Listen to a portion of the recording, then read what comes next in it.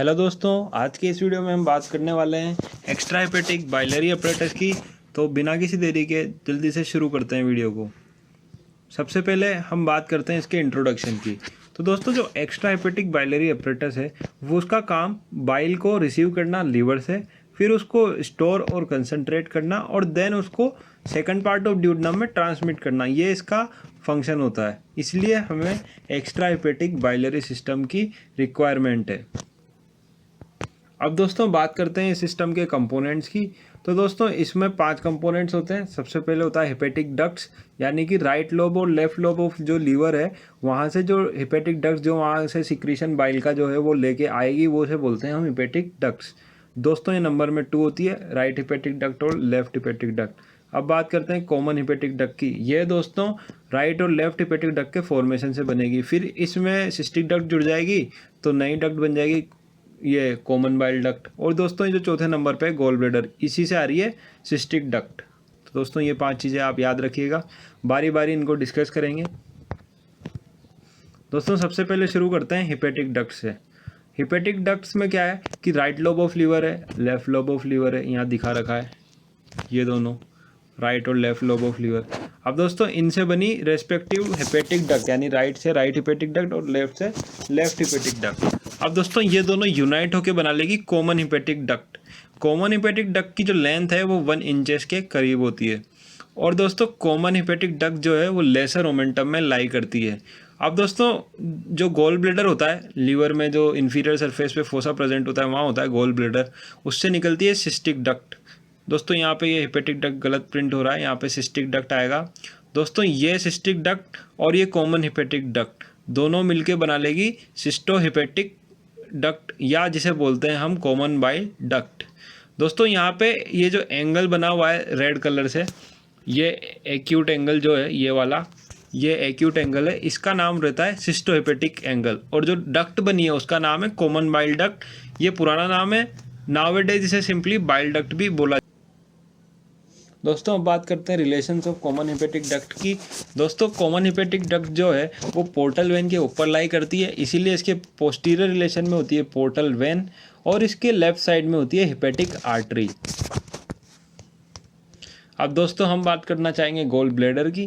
तो जो दोस्तों गॉल ब्लैडर का सबसे पहले दे रखा है इंट्रोडक्शन में आप देखेंगे कि गॉल ब्लैडर एक इलोंगेटेड पियर शेप्ड स्ट्रक्चर है।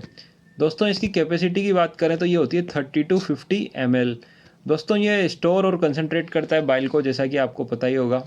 दोस्तों एक खास बात, ये रेडियो ओपेक सब्सटेंस जो होते हैं, यानी कि जिससे रेडियो वेव्स पास नहीं हो सकती, उस टाइप के सब्सटेंसेस का भी एक्सक्रीशन यहाँ बाइल के साथ करता है। दोस्तों गॉल ब्लैडर से बाइल रिलीज होगा कि नहीं होगा ये हार्मोन के ऊपर डिपेंड करता है, जिसका नाम है cholecystokinin CCK। Bile releasing hormone भी इसे बोला जाता है। ये ड्यूडेनम की सेल्स रिलीज करती है और दोस्तों इसका एक्शन होता है गॉल ब्लैडर के ऊपर। दोस्तों अब बात करते हैं गॉल ब्लैडर की लोकेशन की। लोकेशन हमने पहले पढ़ी हुई है कि ये फोसा 4 गॉल ब्लैडर जो कि इंफीरियर सरफेस ऑफ लीवर पे होता है वहाँ पे लाई करता है। दोस्तों ये क्वाड्रेट लोब जो होता है उसकी राइट बॉर्डर के अलोंग लाई करता है, ये फोसा उसकी राइट बॉर्डर के अलोंग ही होता है एक्चुअल में।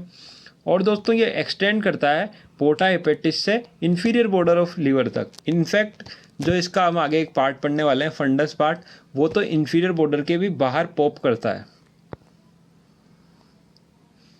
अब दोस्तों बात करते हैं डायमेंशन की। तो डायमेंशन गॉल ब्लैडर की जो है वो लेंथ में तो 10 सेंटीमीटर है, और जहाँ पे ये वाइडेस्ट होता है, क्योंकि पूरी विड्थ तो इसकी सेम होती नहीं है, नहीं तो ये फिर रेक्टेंगल जैसा दिखेगा, जबकि जहाँ पे ये सबसे वाइडेस्ट है वहाँ पे इसकी विड्थ 3 सेंटीमीटर होती है।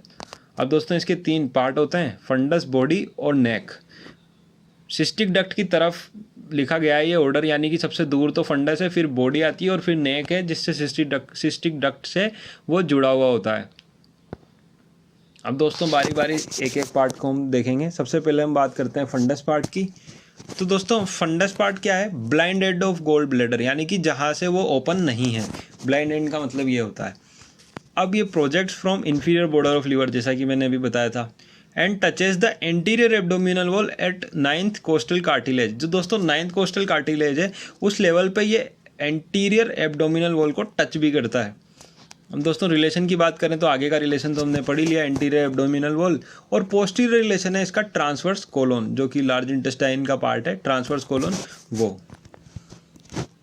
दोस्तों अब बात करते हैं बॉडी की, तो बॉडी इसकी डायरेक्टेड अपवर्ड बैकवर्ड होती है और लेफ्ट साइड में डायरेक्टेड होती है। और दोस्तों बॉडी जो है वो फंडस को नेक ऑफ गोल ब्लैडर से ज्वाइन करने का काम करती है।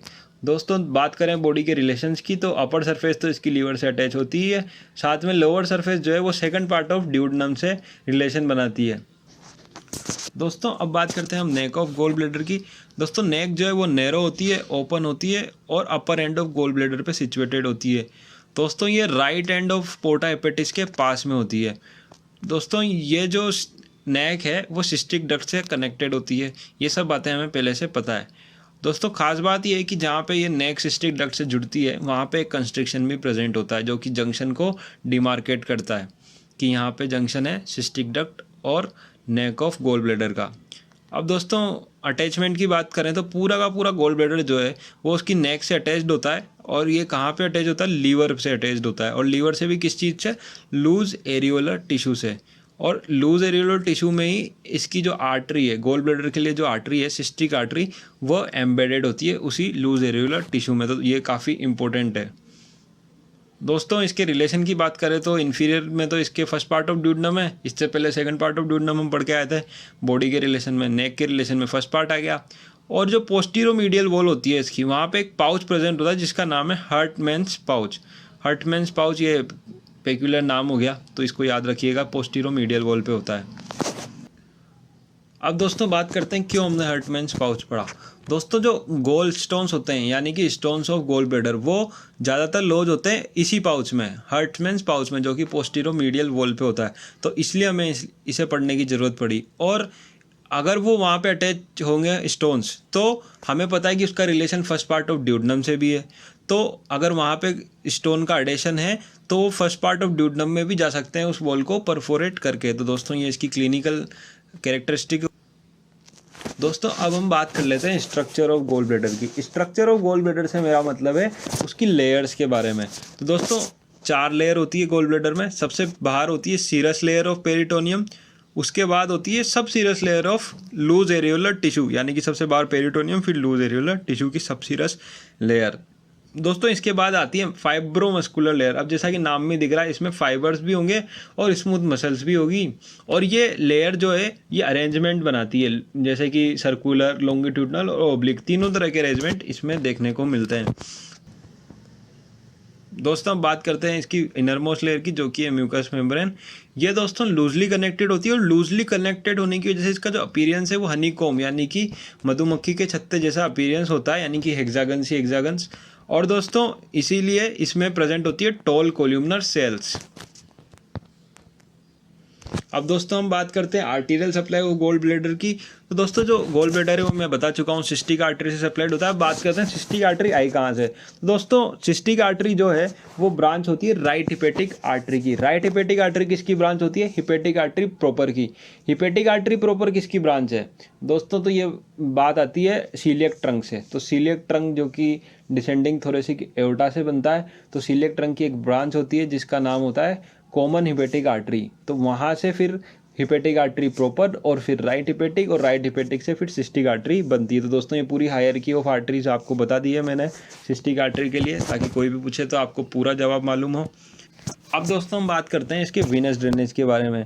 दोस्तों आर्टरी तो एक है लेकिन वेन्स इसमें 2 मिलेगी, यानी कि आपको 2 तरह से इसका वीनस ड्रेनेज पता होना चाहिए। दोस्तों एक तो होता है इसका सिस्टिक वेन से, जो कि ड्रेन करती है पोर्टल वेन में सिंपली, जैसे सिस्टिक आर्टरी है ऐसे सिस्टिक वेन है। दूसरी बात ये है दोस्तों कि कुछ न्यूमेरस स्मॉल वेन्स होती है जो कि गोल ब्लैडर से लीवर में पास होती है उसकी सुपीरियर सरफेस से। तो दोस्तों ये जो है ये हिपेटिक वेन्स में ड्रेन करती है, यानी कि इनका जो वीनस ड्रेनेज है वो हिपेटिक यानी लीवर के साथ होता है। तो दोस्तों यानी कि जो गोल ब्लैडर है वो dual type of Venus drainage show करने वाला ऑर्गन हो गया। अब दोस्तों बात करते हैं लिम्फेटिक ड्रेनेज की। तो लिम्फेटिक ड्रेनेज में दोस्तों एक तो मेजोरिटी ऑफ लिम्फ नोड है और एक माइनॉरिटी ऑफ लिम्फ नोड, यानी कि मेजर लिम्फ इसका कहाँ जाता है? वो जाता है सिस्टिक लिम्फ नोड में, जो कि एक कैलोट्स ट्रायंगल नाम का ट्रायंगल होता है गोल ब्लैडर में। तो वो मैं बता दूंगा कहाँ होता है अगली वीडियो में। तो उसमें लोकेटेड होते हैं सिस्टिक लिम्फ नोड। दोस्तों या तो मेजोरिटी ऑफ लिम्फ नोड यहाँ चले जाएंगे या फिर मेजोरिटी यहाँ जाएंगे। Node at upper common bile duct, common bile duct पे भी लिम्फ नोड होते हैं अपर कॉमन बाइल डक्ट में, तो वहाँ पर ये मेजोरिटी ऑफ लिम्फ जाता है और ये पूरा मेजोरिटी फाइनली ड्रेन करता है coeliac group of lymph node से। जैसे आर्टरी सीलिएक ट्रंक से निकल के आई थी वैसे ही कि वैसे इसका लिम्फ भी coeliac group of lymph node में अल्टीमेटली जाने वाला है। अब दोस्तों ये जो सिस्टिक लिम्फ नोड है ये कॉन्स्टेंटली एनलार्ज होता है कोलिसिस्टाइटिस यानी कि गोल ब्लैडर का इन्फ्लामेशन उसमें। तो दोस्तों ये इसकी क्लिनिकल होगी। अब दोस्तों बात करते हैं कुछ अलग से लिम्फ्स जो होते हैं यानी कि जो माइनॉरिटी में है, तो वो अपर सरफेस के तो डायरेक्ट कम्युनिकेशन में लीवर से, तो उनका जो ड्रेनेज है वो लीवर की तरह ही होगा यानी कि सब स्केपुलर लिम्फ वेसल्स जो होती है वहाँ पे वो ड्रेन करते हैं। अब दोस्तों बात आती है इसकी नर्व सप्लाई की। तो नर्व सप्लाई जो है गोल ब्लैडर की वो दो तरह से होगी, एक सिंपैथेटिक होगा एक पैरासिम्पैथेटिक होगा। सिंपैथेटिक फाइबर जो है उनकी रूट वैल्यू है T7 to T9 और ये सिस्टिक प्लेक्सस यानी कि जो इसकी आर्टरी है सिस्टिक आर्टरी उसी के अराउंड प्लेक्सस बना हुआ है, सिस्टिक प्लेक्सस वहाँ से डिराइव्ड होते हैं इसके सिंपैथेटिक फाइबर्स। अब दोस्तों बात करते हैं पैरासिम्पैथेटिक। तो पैरासिम्पैथेटिक इसकी 3 नर्व से डिराइव्ड है, राइट और लेफ्ट वेगस और राइट। दोस्तों अब बात करते हैं पेन ऑफ गोल ब्लैडर की। तो दोस्तों इसका जो पेन है वो 3 एरियाज में रेडिएट होता है। अब कौन सा किस वजह से होता है, तो दोस्तों सबसे पहले तो सिंपैथेटिक सप्लाई जो है इसकी यानी सिस्टिक प्लेक्सिस यानी कि root value T7 to T9, तो दोस्तों इस वजह से ये जाता है राइट स्केपुला के इन्फीरियर एंगल की तरफ, ये सिंपैथेटिक की वजह से है। सेकंड पार्ट है स्टोमक में भी क्यों जाता है, स्टोमक में भी इसका पेन महसूस होता है क्योंकि वहाँ पे भी वेगस का इनर्वेशन होता है, तो ये डर्मेटोम्स असल में इसका रीज़न होता है। इसी तरह से टिप ऑफ राइट शोल्डर यहाँ पे भी जाता है, ये होता है राइट फ्रेनिक की वजह से। तो दोस्तों ये 3 लोकेशन है जहाँ पे कोलिसिस्टाइटिस या जो भी बीमारी गोल ब्लैडर में हुई है उसके कैप्सूल को किसी भी प्रकार का डिस्टेंशन अगर हो रहा है तो वो जो पेन होगा वो इन जगह महसूस हो सकता है। दोस्तों इस वीडियो में इतना ही। Thanks for watching. इस वीडियो को लाइक कर देना, शेयर कर देना और आप अपने सुझाव ज़रूर से ज़रूर कमेंट बॉक्स में ड्रॉप कर देना। दोस्तों आप नए वीडियो जिस भी टॉपिक पे चाहते हो वो भी आप कमेंट बॉक्स में बता सकते हैं, प्लस इस वीडियो में कुछ इम्प्रूवमेंट करना हो या कुछ गलती हो गई हो तो वो भी आप सजेस्ट बिल्कुल खुल के आराम से कर सकते हैं। और दोस्तों सब्सक्राइब करना ना भूलिएगा, लेटेस्ट अपडेट्स के लिए आप बेल आइकन दबाना ना भूलिएगा। तो दोस्तों फिलहाल इस वीडियो में इतना ही, मिलते हैं अगली वीडियो में, तब तक के लिए गुड बाय।